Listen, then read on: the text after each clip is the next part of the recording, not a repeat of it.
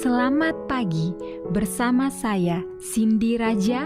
Mari kita awali pagi ini dengan semangat baru, motivasi hidup sehat dan inspirasi yang akan membawa kita lebih dekat kepada kebugaran fisik, mental dan spiritual.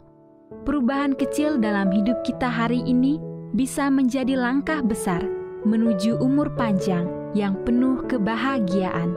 Bersama kita akan merangkul kisah kemenangan, wawasan menarik, dan kekuatan harian yang berakar pada kebesaran Sang Pencipta. Tetap bersama kami di program Renungan Pagi, di mana setiap kata adalah dorongan untuk hari yang lebih baik. Kita mulai pagi ini dengan syukur dan harapan menuju hidup bugar selamanya. Ditulis oleh Kai Kusma bersama Pendeta Denny Kanajo. Selamat mendengarkan. Shalom. Selamat pagi para pendengar yang diberkati oleh Tuhan dimanapun Anda berada saat ini. Kita akan sama-sama mendengarkan firman Tuhan melalui audio Renungan Pagi pada tanggal 31 Agustus 2025 dengan judul tentang keraguan. Sebelum kita melanjutkan bacaan renungan kita pada pagi hari ini, kembali saya mengajak semua para pendengar yang setia untuk berdoa bersama-sama. Bapa kami yang bersemayam di dalam takhta kerajaan sorga, terpujilah nama-Mu ya Tuhan pada pagi hari ini. Sebelum kami melakukan segala aktivitas pelayanan dan pekerjaan kami sangat rindu sejenak untuk merenungkan firman Tuhan. Terima kasih Tuhan Yesus. Ampuni kami Bapa, karena kami sudah berdoa hanya di dalam nama Tuhan Yesus, Juru Selamat kami. Amin. Ayat inti kita terambil di dalam Markus 9 ayat yang ke-23 hingga ayat yang ke-24. Demikian firman Tuhan. Jawab Yesus, katamu jika engkau dapat, tidak ada yang mustahil bagi orang yang percaya. Segera ayah anak itu berteriak, aku percaya, tolonglah aku yang tidak percaya ini. Mari kita ikuti penjelasannya. Hanya ada sedikit hal dalam hidup ini yang sama menyakitkannya dengan keraguan yang mendalam. Pada suatu hari seorang pria datang kepada Yesus, bergumul dengan satu kejujuran bahwa dia sedang dalam sebuah kapal Titanic, perjuangan besar dengan iman. Dia putus asa. Anak laki-lakinya dirasuki setan yang mencoba membunuhnya. Di satu tempat dia pernah mendengar bahwa Yesus dapat menyembuhkan anak itu, tetapi dia tidak terlalu percaya dengan itu. Namun lebih dari apapun di dalam dunia ini, dia ingin putranya sehat kembali. Maka dia pergi kepada Kristus. Dapatkah Anda membayangkan perjalanannya ke sana? Teman-temannya berjalan bersamanya dan mengisi telinganya dengan teguran keras. Jangan katakan apapun tentang ketidakpercayaanmu. Ini satu-satunya kesempatanmu. Ini demi anakmu. Jangan mengungkapkan terlalu banyak tentang keyakinanmu. Dan ingatlah bahwa sedikit berpura-pura bisa membawa manfaat besar. Kemudian dia berhadapan langsung dengan Yesus yang menegaskan ketakutan terburuknya dengan mengatakan, jika kamu percaya segala sesuatu mungkin terjadi. Oh tidak, bagaimana sekarang? Bisakah dia menekankan keraguan terkutuk ini dan menyelamatkan anaknya? Bisakah dia sekali ini saja menegaskan apa yang disangkal oleh pikirannya? Tetapi dia tidak melakukannya. Dia menunjukkan kejujurannya dan berseru, aku percaya, tolonglah aku yang tidak percaya ini. Tanggapan Yesus terhadap penderitaan intelektual seperti itu sangat menyentuh hati. Semua diskusi tentang iman terhenti. Yesus puas. Anak itu segera sembuh. Hal ini menunjukkan apa? Hal ini menunjukkan bahwa sikap mendua hati tidak menjauhkan kita dari perhatian Tuhan. Ini menunjukkan bahwa Tuhan tidak menuntut kita untuk menyerahkan kejujuran intelektual kita sebagai harga kasih-Nya. Namun demikian, kita akan kehilangan separuh cerita jika kita tidak melihat bahwa dua orang disembuhkan pada hari itu. Anak lelaki itu dan ayahnya. Sebagaimana disebutkan di atas, keraguan seringkali merupakan kondisi yang sangat menyakitkan.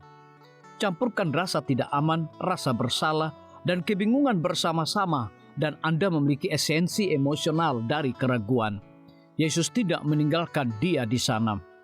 Apa yang diajarkan hal ini kepada kita tentang keraguan? Hiduplah dengan apa yang Anda yakini dan bukan dengan apa yang Anda pertanyakan. Ketidakpercayaan bukanlah rumah. Tidak ada yang bisa hidup bahagia di dalamnya. Apa yang Anda terima, sekecil apapun 100 kali lebih penting daripada apa yang Anda tolak. Sinisme kronis adalah penyakit yang menghancurkan. Tolaklah seruan, Tuhan, saya tidak percaya. Demi kepentingan jiwa Anda sendiri, teriaklah kebenaran yang jujur dan menyeluruh.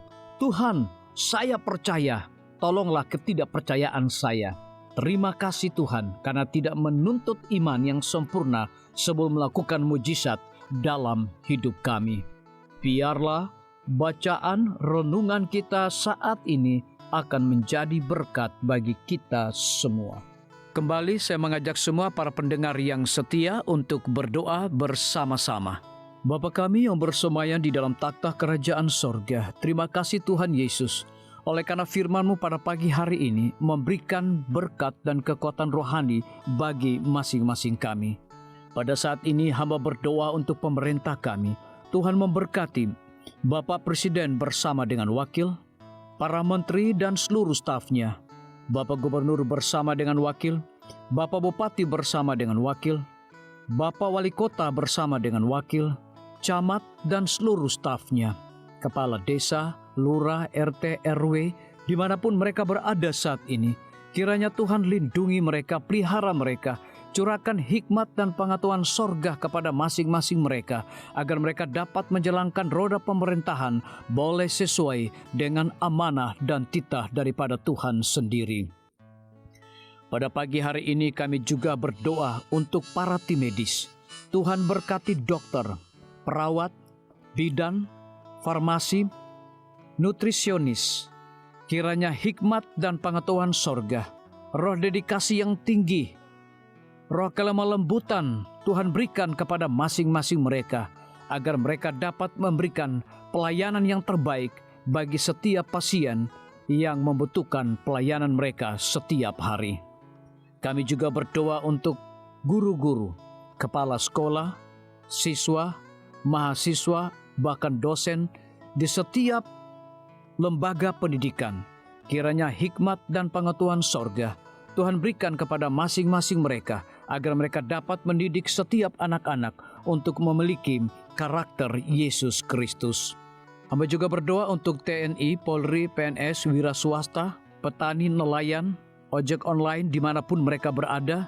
Kiranya berkat dan sukacita sorga Tuhan juga berikan kepada masing-masing mereka, agar mereka juga menjadi saluran berkat bagi sesama manusia. Para pendengar yang setia yang berulang tahun saat ini dimanapun mereka berada, biarlah dengan bertambahnya usia, mereka semakin hidup bersyukur dan berterima kasih kepada Tuhan setiap saat. Yang berada di dalam kebimbangan, ketidakpastian hidup, Tuhan berikan iman yang teguh dan pengharapan, agar mereka tetap percaya akan janji Tuhan setiap hari. Terima kasih Tuhan Yesus, dengarlah segala doa dan permohonan kami Bapa, dan mau mengampuni segala dosa kami, karena kami sudah berdoa hanya di dalam nama Tuhan Yesus, Juru Selamat kami. Amin. Demikian firman Tuhan yang telah kita dengarkan.